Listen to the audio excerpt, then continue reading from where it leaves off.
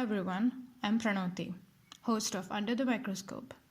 This series is brought to you by the Real Scientists Nano team. Our goal is to provide a platform where scientists can communicate their work and interact with the public. With that in mind, every week we introduce you to a scientist working in the field of materials or nanoscience, who tweets from the Real Scientists Nano Twitter account, which is realsci_nano.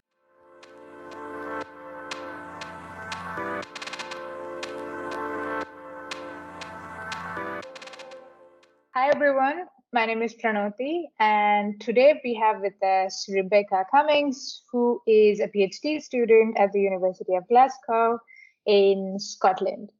Hi Rebecca, how are you? I'm good, thanks. How are you? I'm good and excited to know more about your science. So let's start by understanding your research. So could you explain your research in super simple words to us, please?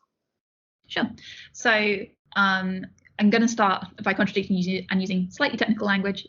So I'm an electron microscopist. I specialize in electron energy loss spectroscopy. Now that sounds complicated, but what it means is essentially you just shoot electrons through your sample that you're interested in, and then how the electrons behave when they come out the sample gives you information about the structure and what elements the sample is made out of.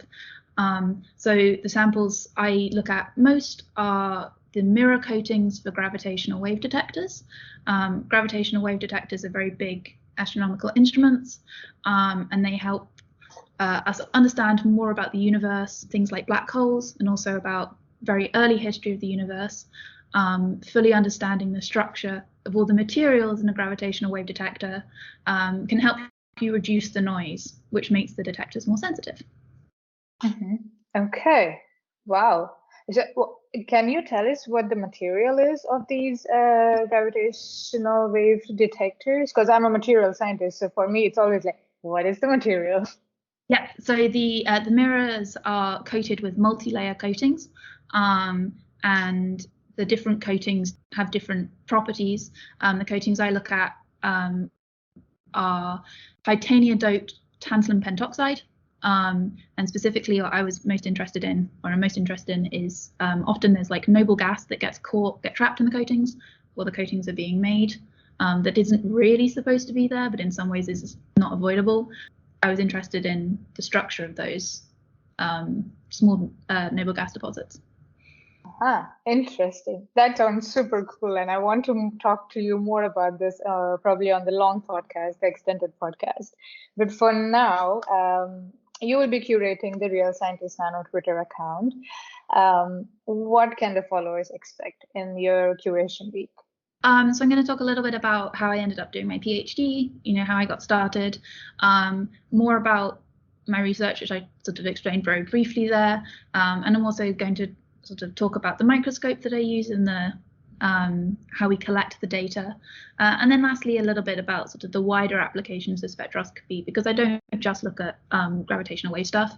Partly that's because of the pandemic. I had to slightly adjust focus just because of, the way things went. But yeah, talking a little bit about the other things you can use spectroscopy for.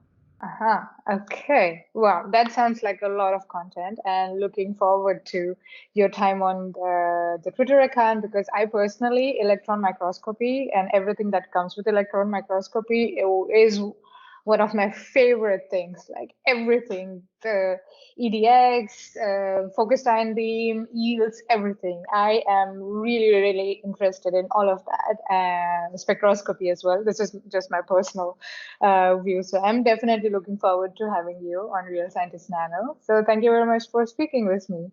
Thank you for having me.